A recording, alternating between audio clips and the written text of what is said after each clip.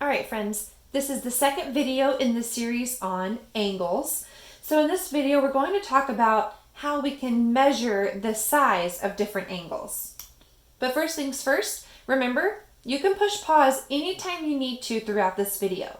The times I suggest pushing pause are if you need to gather supplies, work out a problem, or if you need to take the time to think about your answer to a question. Okay, at the very end of the video, there will be an exit ticket or a task for you to complete on your own, and your teacher will let you know how you can submit that.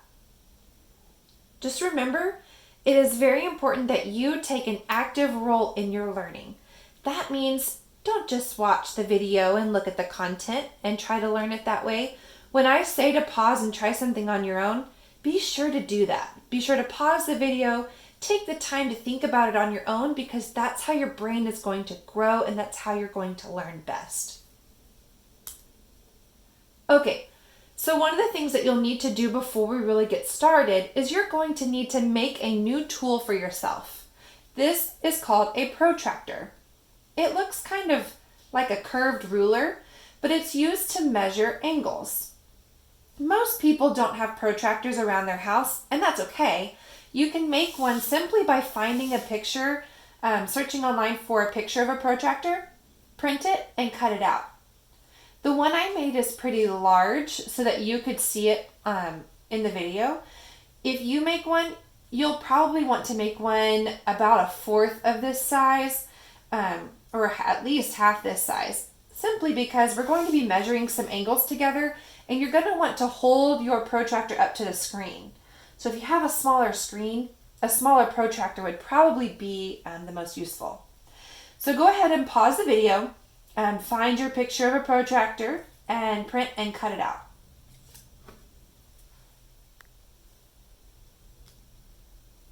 Okay, you should have your protractor by now. What you need to do in order to use a protractor correctly is you're going to start by placing the end point of your rays in the very bottom center circle of your protractor. Okay? So we're going to start there. Then you'll want to make sure that your bottom ray is lined up with the bottom of the protractor like I am here. And you're going to want to line it up with the 0. Now, you'll notice there's 2 sets of numbers on your protractor. That's because you have 2 scales that go 2 different ways. Reason being, you can have angles open different ways, right? So we need to be able to measure both directions of angles. So you'll want to make sure you're using the right scale, the right numbers when you're measuring your angle. So put your end point right here in the bottom middle circle. Line up the bottom with that bottom ray. So I'm going to use the scale that starts with 0. Okay? So you'll count each of those big tick marks on mine, count by 10s. So you're going to follow that scale until you get close to your other ray. This big line right here is 100 degrees. So then I can count by 1s with these small tick marks. 101, 102, 103. So if I wanted to record the measure of this angle, the measure is 103 degrees. And I can use the points on the angle in order to name it. So I can call this angle ABC, or I could call it angle CBA. Either way is fine, as long as I include the B in the middle, because that shows where that common endpoint is. So angle ABC was 103 degrees. So now I'll repeat the process for this bottom angle. I'm going to follow the same steps. Put the end point in that bottom middle circle. Line up that bottom ray with the bottom of your protractor. Make sure you're using the right scale. That's probably the most common mistake we make when we are using protractors. Okay, so I'm going to start with my 0, and I'm going to follow that same set of numbers. Here is 30, 31. So the measure of this angle is 31 degrees. I can name it HIJ or JIH. Either way is fine. It was 31 degrees. All right, so now it's your turn. So what you can do is hold your protractor just like I did, hold it up to your screen and measure these two angles and record it either in your math notebook or on a sheet of paper. So pause the video here, measure the angles and record them, and then we'll continue.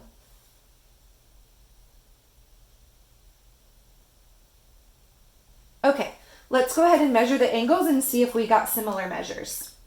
I'm going to follow that same process. Line it up with 0, make sure I'm using the right scale. So I'm starting with the scale that starts with 0. So I'm following those numbers around. So I can see right here, the scale I was following, it's right at 60 degrees. So the measure of angle X, Y, Z is 60 degrees. Let's check this one. Same process, end point goes in that middle circle, line up the bottom ray with my protractor and make sure I'm using the scale that starts with the 0. Follow it around. It's right at 80. So angle EFG was 80 degrees. You may have gotten 1 degree off here or there. I know holding a protractor up to a screen is not ideal, especially when it's made of paper and it's flimsy.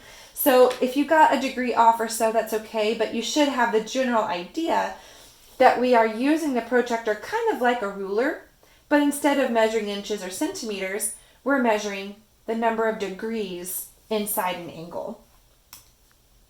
Okay, so what I want you to do is pause the video here and use your protractor to draw angles that measure these different amounts.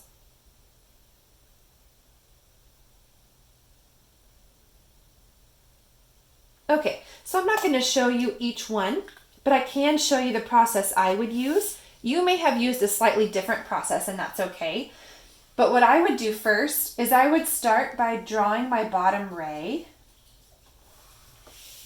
Then you can line up your protractor just like you would if you were measuring an angle. Make sure you start with the right scale, so I'm starting with the 0 here. And I need to go all the way to 62. So I'm following that scale around. I find where it says 60, and then I just count 2 more little tick marks, and I put a point there. Then I can finish drawing my ray.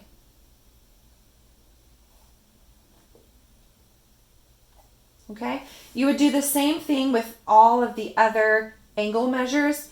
Start by drawing your ray. Line up your protractor.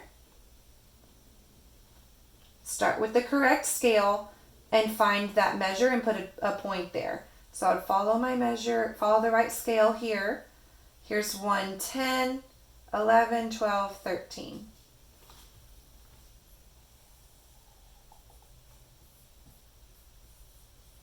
Make sense? So you should have done the same for the other 2 as well.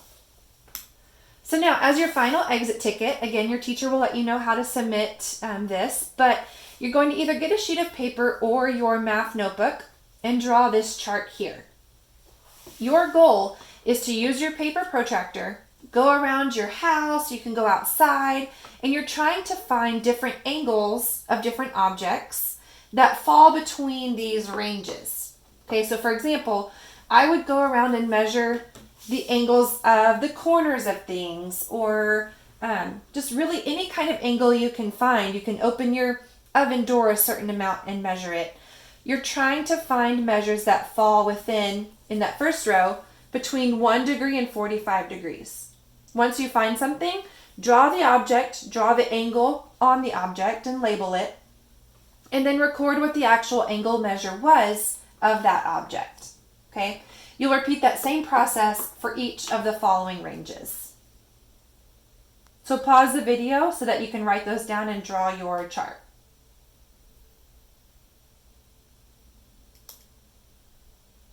All right, that's all for this video. Thanks so much for joining me and happy learning.